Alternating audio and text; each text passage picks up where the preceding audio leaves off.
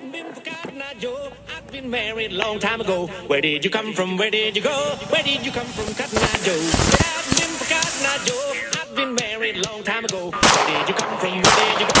Where did you come from, Cotton Eye Joe? Alright, with the boys here on vidja. Now today I'm going to be discussing my Freddy glove. Now if you've watched some of my earlier videos, you may have seen this on there. And I never did do really a good video on it, so I'm going to do actually a full-on review of this thing. I think it's pretty awesome. But there are some little things that I don't like about it, but most part it's pretty cool. So let's get into it. Okay, so see the blades here are pretty shiny. Pretty cool. I wish they would put the soldering marks on here. I think that would have been pretty cool, but now this one you see is a little bit of paint chipping and it's been a little bit. Now that's actually my fault with the paint chipping because this was pretty bent when I first got it, and unfortunately, so I think, oh, pliers. I can use the pliers to bend this back out straight, and that was a mistake. I ended up making my paint chipping and didn't really do much good. So if you want to keep them all shiny, I suggest not do that. But you see, most of them pretty intact. These all articulate. Now I wish some of these are a little bit looser because they're hard to move when I'm actually wearing the thing. But see, pretty cool. Now here's one problem I don't like is they got some oil splotches on here, but only thing I love that is a little too manufactured looking. And you got the bead, which I don't actually loosen or tighten it, just for looks, I guess. So flip it over. You see more manufactured looking oil splotches. The hole in the handle there is actually for the pin part itself. Now, one thing I wish they would have done with the glove piece of it is, because in the original ones they had that full finger at the top here, and this is more cut off like in the remake where it had the cups, which creates a problem here because when you have the blades angled all the way down with the glove, this one wants to pop out right here pretty easily. So. And there's like slits in the fingers too. I wish they would have done that. That would have been a little bit more accurate. There was a tag right there, which I had to cut one of them out because it was too long. It would stick out. So.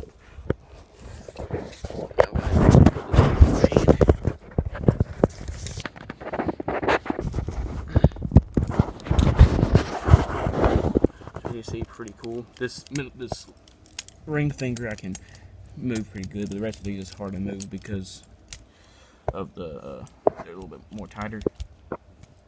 But fairly inexpensive. I can't remember. I think I got this for like $50. I can't remember where I got it from. But tag on it. But you see, not bad.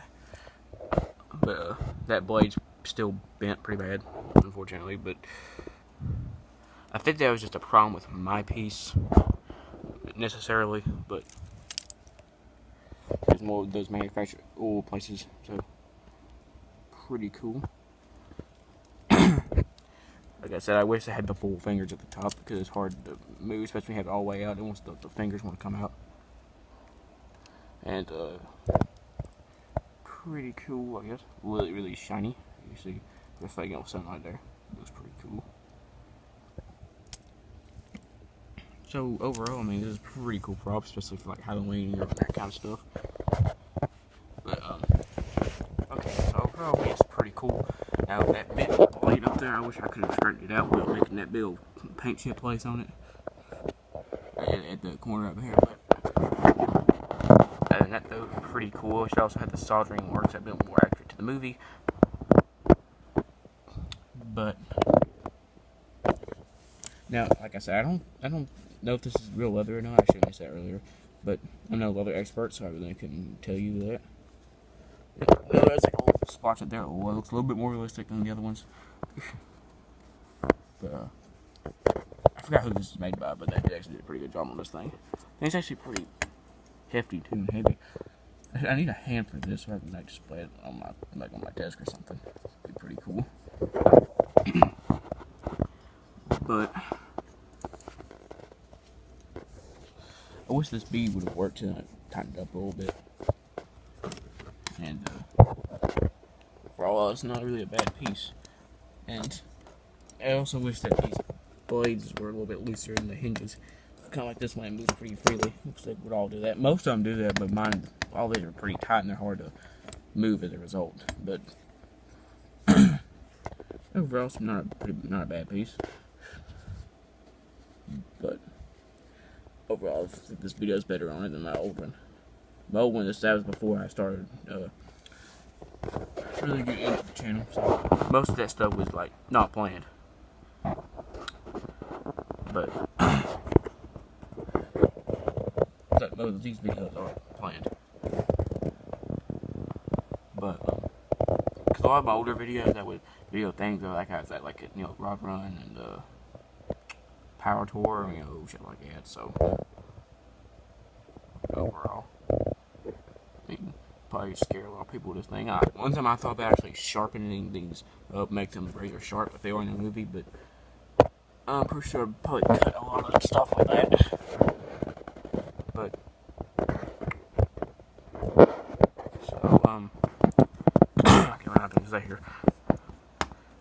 Yeah, this one's loose on the side here. If I say that, it wants to fall down pretty easily. Some more pretty cool, Now, if you like me, you can sit with me where to go, like give you like a slasher film thing. But that's pretty cool. It's not the most accurate thing on the first place. Well, it did change a lot. Like in West Coast and Nightmare, it's more like an inorganic like thing that he like an extension of his hand. He also had a thumb leg, which is not hard. But overall, he's got nice overall.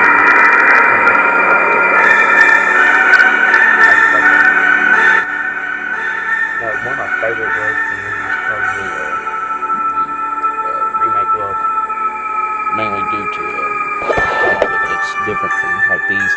This is supposed to be like the original glove. But the original glove is fitted a lot better than the remake one. The remake one's pretty a big thing, and so it got beefier blades. So these were called case tomato slicers, I believe. They don't really make those anymore. You really can't find them, but you have the big beefier blades on them, so to make it a little more menacing and more sinister if you would see like in a slasher film. But because I also wish these oil splashes would have been a little bit more realistic looking. And the speed, so it would actually like tighten. That'd be pretty cool.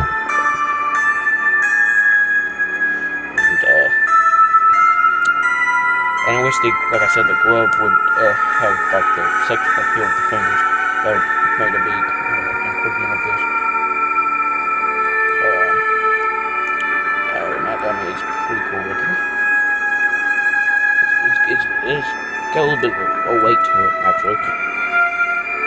But, you see that finger is really, really loose, like the rest of these are not. I can kind of get it to work, but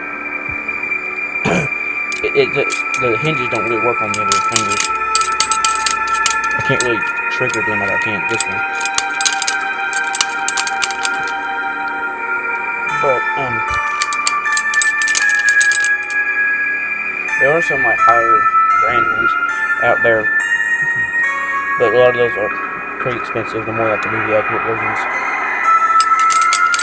I recommend these ones like if you're like on a tight budget and don't have a lot of money like I do. So,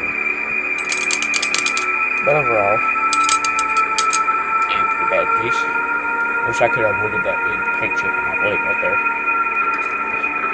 Like I said, maybe that was probably just an error with my piece with the blade being bit to go like that, but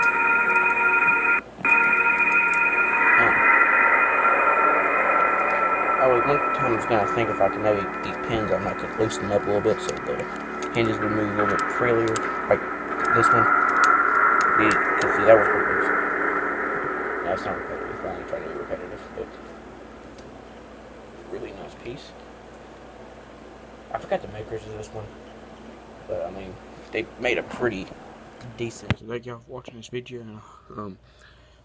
I'll do some more like that, and so have a nice day. In the middle of the woods, shooting deer and drinking beer, it's all that's understood. Dip in my in my hand. Redneck nation on my back, we dominating, fade to black. Getting drunk up in the back